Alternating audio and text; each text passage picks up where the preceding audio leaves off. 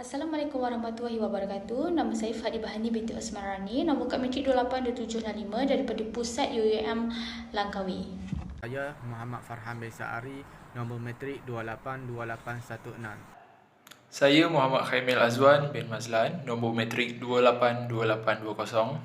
Saya Muhammad Amir Fauzan bin Alias, nombor matrik 282969. Ariandi Hanif, nombor matrik 283038. Pembentangan saya pada hari ini ialah Wawasan Kemakmuran Bersama 2030. Pengenalan. Wawasan Kemakmuran Bersama 2030 diperkenalkan pada Oktober 2019 oleh Tun Dr. Mahathir. Ianya merupakan wawasan untuk menjadikan Malaysia sebuah negara yang membangun seiring dengan pengagihan ekonomi yang adil, saksama dan inklusif untuk semua peringkat menjelang tahun 2030. Pembangunan negara ketika ini adalah untuk memberi kemakmuran bersama atau share prosperity kepada semua masyarakat dengan meningkatkan kuasa beli rakyat serta akan menghapuskan jurang pendapatan dan kekayaan antara kelas, kaum, wilayah dan rantai bekalan yang melampau. Kerajaan berhasrat untuk membangunkan negara dengan lebih pesat dan makmur pada masa yang akan datang. Terdapat 15 prinsip-prinsip wawasan kemakmuran bersama 2030 iaitu adalah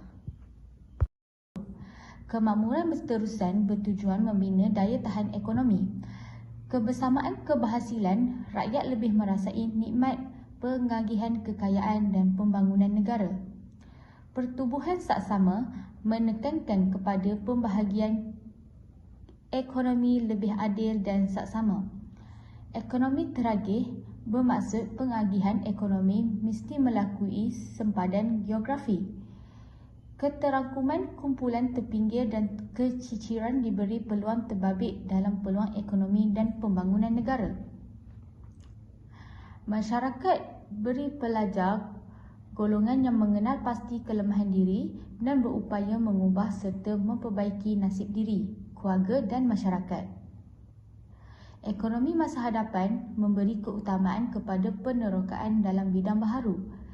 Pendekatan ekonomi keperluan menekankan kepentingan pentakrifan dan pengklasifikasian demokrasi lebih menyeluruh. Ekonomi politik berinstitusi mengharmonikan keperluan dan kehendak pelbagai pihak dalam ekosistem ekonomi. Modul kesepaduan sosial menekankan usaha mempenggiatkan penyertaan semua lapisan masyarakat dalam pembangunan sosial. Paksi Ekonomi Asia, usaha berterusan untuk membangunkan potensi ekonomi secara menyeluruh dan mampan serta mengekalkan kestabilan politik sehingga muncul sebagai hub ekonomi ASEAN dan Harimau Asia. Demokrasi dan kestabilan menyuburkan amalan demokrasi dalam pentadbiran dan mempertahankan kedaulatan negara serta meningkatkan kawalan dan pengawasan sepadan. Integriti dan tadbir urus yang baik melaksanakan tadbir urus yang baik dengan nilai integriti tinggi. Perpaduan dalam kepelbagaian usaha berterusan menjadikan rakyat lebih menghargai dan menerima kepelbagaian latar belakang etnik, agama dan budaya. Kedaulatan dan kelestarian meningkatkan kemampuan menghasilkan sumber makanan secara kendiri dan menambah baik aktiviti pertanian serta perladangan secara lestari. Seterusnya adalah matlamat wawasan kemakmuran 2030. Pertama, memastikan jurang pendapatan dan kekayaan rakyat dapat ditangani. Kerajaan berhasrat untuk merapatkan jurang rakyat yang ketinggalan jauh agar terbela dan dapat diperkasakan lagi. Kedua, sebagai model pembangunan baharu untuk semua.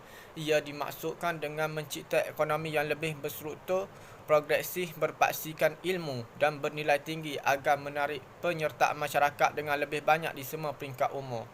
Ketiga, menjadikan Malaysia lebih cemerlang dan menjadi salah satu paksi ekonomi yang terpenting di Asia. Hal ini adalah untuk menjadikan Malaysia sebagai sebuah negara yang bersatu, makmur dan bermaruah yang muncul sebagai paksi ekonomi Asia. Di sini saya mulakan pembentangan saya, isu dan cabaran kemakmuran bersama. Keadaan ekonomi domestik dan global akan dijangka lebih mencabar serta tidak menentu pada masa akan datang. Melibatkan agama, politik, ekonomi, dan alam sekitar turut diberikan perhatian kerana negara lain merupakan negara perdagangan, yang mana Malaysia bergantung penuh dengan hubungan diplomatik dan ekonomi dengan negara-negara lain di seluruh dunia. Isu penggunaan teknologi dalam ekonomi Malaysia masih kurang memuaskan, sama ada di sektor pembuatan atau perkhidmatan. Slide seterusnya mengenai cabaran kemakmuran bersama. Cabaran dalam menangani jurang ekonomi. Struktur ekonomi pada 2 dekad lalu telah mengembangkan jurang inequality dalam kalangan rakyat di Malaysia. Jurang ini adalah di antara etnik Bumiputera kepada etnik Cina dan India. Cabaran berikut adalah berkaitan dengan peningkatan ekuiti asing yang membimbangkan serta agenda Bumiputera. Cabaran terakhir dalam wawasan kemakmuran bersama 2030 ini adalah mengenai pembangunan komuniti. Pembangunan masyarakat setempat yang dimaksudkan melibatkan pelbagai aspek kehidupan iaitu politik, ekonomi, sosio-budaya dan infrastruktur awam. Seterusnya kita akan melihat 8 pemboleh daya wawasan kemakmuran bersama. Di antaranya adalah yang pertama, keberkesanan penyampaian institusi, di mana ia adalah penambahbaikan pelaksanaan inisiatif dan program berteraskan keberhasilan. Dan yang kedua adalah takbir urus dan integriti, iaitu pengukuhan takbir urus melalui ketulusan dan accountability bagi meningkatkan kepercayaan rakyat. Dan yang ketiga adalah masyarakat berpencerahan, yang membawa maksud pembudayaan, pembelajaran supaya hayat melalui pembelajaran berterusan, wawacana intelektual, dialog dan kesedaran bagi meningkatkan pengetahuan, perkongsian, pengalaman dan empati. Dan yang keempat adalah kelestarian, iaitu pembangunan negara yang mesra alam dan menekankan kepada pemeliharaan dan pemuliharaan sumber asli. Dan mari kita lihat yang kelima adalah data raya.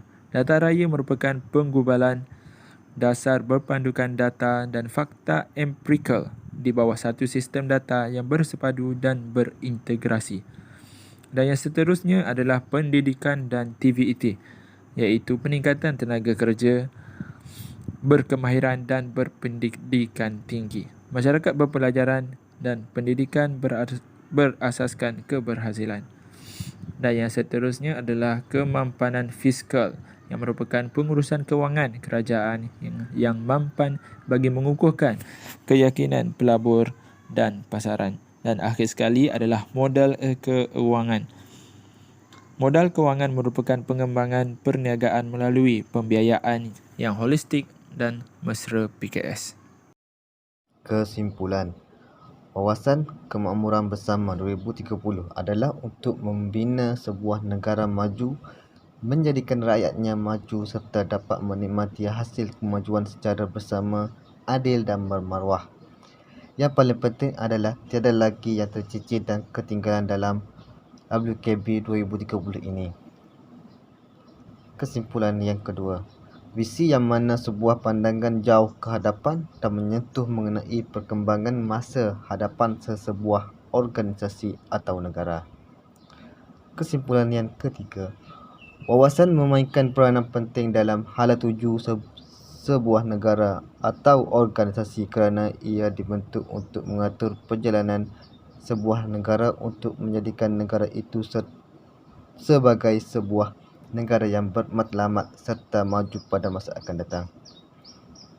Kesimpulan yang terakhir, sektor ekonomi merupakan asas kepada pengembangan ekonomi seperti dengan membina banyak peluang pekerjaan, menjadikan rakyat berilmu serta mempunyai pengetahuan yang luas berkaitan dengan kemahiran. Sekian, terima kasih.